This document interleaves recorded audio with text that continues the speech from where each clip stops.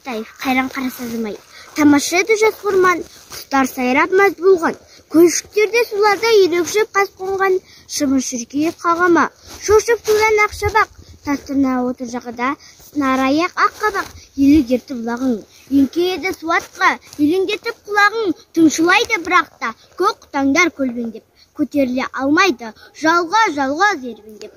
Көк қояндар заулайды. Мұздай суын атқылап, ақ бастаулар қайнаған, тана торпақ шапқылап, оқыралап ойнаған, тамаша еді жас орман, тамашалап мәз болған, қайран қарасазымай, үйрекшіп қас қонған.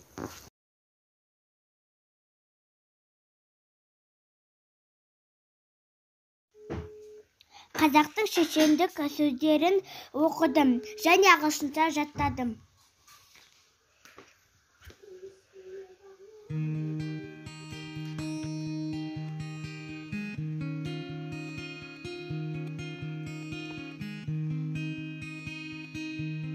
Шешендік сөздердің құндылығы тек шындылығында емес, ойдың тапқырлығында.